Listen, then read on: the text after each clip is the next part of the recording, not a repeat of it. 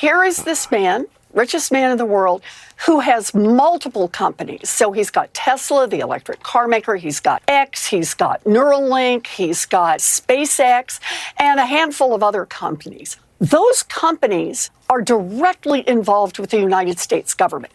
Millions and millions of dollars worth of government contracts, millions of touch points where there are rules that will affect those companies, like a $7,500 rebate for electric cars, investigations that are currently ongoing into the practices of each of those companies and, in some cases, into Mr. Musk himself. And here he is whispering into the ear of Donald Trump. So what is he whispering? Is he whispering, here are ways to help the American people? Or is he thinking through ways to make those companies richer, to back off the regulators, or to end any investigations into his work? This is conflicts of interest at a level that we have never before seen in this country. And it is critically important, first of all, that we call it out, and second, that we start to push back and say no. The American public has a right to know who's giving this kind of advice to Donald Trump. Senator, and that is a time that's sophistry. Your example on Kraft. Your example on Kraft is even worse. You finished first. In any of the states around the country that already have price gouging laws in place. Can I tell you why that those are fallacious and misleading at best? And your Kraft analogy is even. Why can't I tell you? Please let me tell you. Kraft, you say, was for Beth. Oh, Beth. Elizabeth. Beth. Yeah, she's back, y'all. She is back. And it's time to set her straight once again. You just can't make this up, man. But let's jump into what just took place, man. Oh boy. Yeah, we about had enough. Well, Trump team had some words for Senator Elizabeth Warren after she accused the president-elect and his closest ally, I should say, Elon Musk, of corruption. In a letter to Trump, Warren what do y'all think of this, man? But hey, we seen it coming. We knew it was coming, so but comment down below, man. Shout out to them beautiful patriots around the world, my brothers and sisters. I hope everybody is having an amazing start, amazing end to their week, getting close to the weekend. Merry Christmas, happy holidays. Ugh. Things getting spicier and spicier and spicier, y'all. Big things are happening right now, man.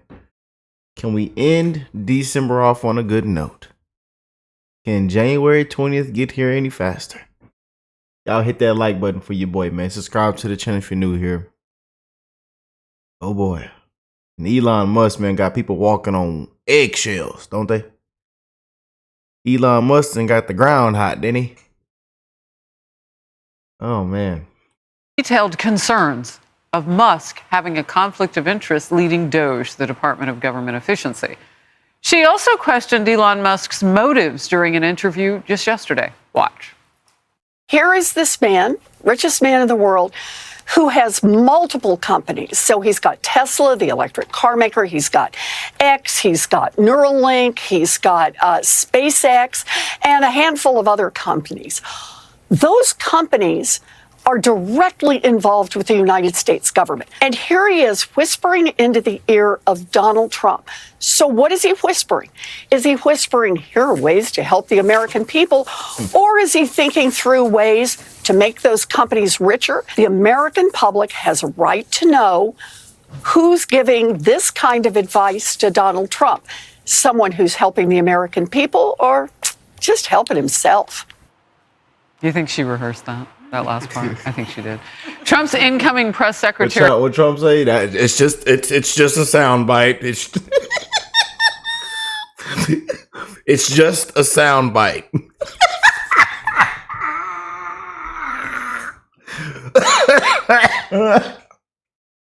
It is just a sound bite. Yeah, she rehearsed it perfectly. Oh boy. Sounds like a bunch of them, actually. You know.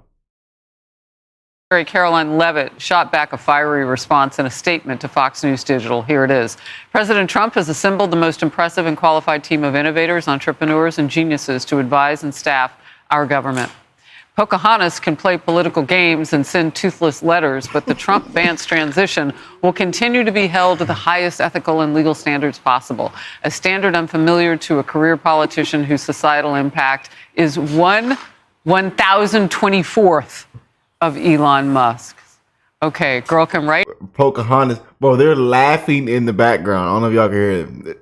The studio team, they're crying, laughing in the background, man. It's something with this Trump administration, man. You know, people have had enough, man. Right, and she can do math. Emily, that's what's called a mic drop. Yeah, look. Caroline Leavitt, she nailed it. And the reality is, I know that Elizabeth Warren means well, or at least I think she does, but this is so misplaced and so misguided, and it really falls flat. Because to this point, Elon Musk and Vivek Ramaswamy have just begun to take on a colossal and really crucial role with the federal government, which is absolutely trimming the fat. And most of the programs that Elizabeth Warren has advocated for, again, in a well-meaning fashion, but that are just absolutely ridiculous and bloated and of a complete overreach of government and our tax dollars, will be done away with. So I think this goes back to our earlier conversation where they are clinging tightly to the way things were. But the reality is, then put on your seatbelt because it's not going to be the way things were anymore. Because finally, we are going to have some transparency of a government that under people's watch, like Elizabeth Warren and like Bernie Sanders, who are multimillionaires and yet advocate for complete socialism and communism, we had no idea where our dollars were going. And now finally we do, and we want them back. Well, millionaires know how to count other people's money. Yes, apparently. totally. Charlie? Yeah, so Trump is back. So are the insults, the savage insults, which makes it all more entertaining. And I think it's actually a genuinely good thing because it gets people more engaged and paying attention when things are hilarious, like talking about Elizabeth Warren that way. She raises fair points. I don't disagree with her that we should be wary of anyone who has any interests who is advising the president, either party. The problem with her is that when it comes to government oversight of presidential administrations, she doesn't have a particularly good record. Congress doesn't have a particularly good record. I was just going to say Congress. They've completely surrendered, and both parties do it. I think Democrats do it worse than Republicans, generally speaking, where they just sort of hand over all their oversight responsibilities if their team is in the White House, which is a complete attack on the Constitution and a bad way to do government. So just one example of what I think you're getting at is conflict of interest. Why in the world can't we ever get a bill passed that keeps people in those high positions from getting insider trading information and utilizing it? Like, I think Nancy Pelosi has made it her personal mission to make sure that doesn't happen. Yeah. I mean, if I'm wrong about that, write me, tell me about it. Yeah, she ought to be, I'm telling you, we need to put her hands behind her back. Full-blown investigation. They need to just go and walk her out. Unbelievable. Now everybody talking about she getting karma right now. She done off that bottle and cracked her hip. But again, we want, let me look now, chill. We want to send our I know y'all feel this kind of way about these corrupt politicians, but we still want to send our prayers for a speedy recovery. Yeah, but everybody's screaming karma right now. Yeah. She ought to put her hands behind her back. They got to walk her in, man, for real. It's a disgrace, man. It really is. Make sure you use some of Caroline's words. You're going to suddenly get an email from Nancy Pelosi. Oh, no, you're wrong. No. Great. No, you won't. You don't have to look for her missives. All you do is follow her stock trade. Right? If you want to get rich in this country. So there are plenty of Nancy Pelosi funds that follow her stock trades, trade for trade.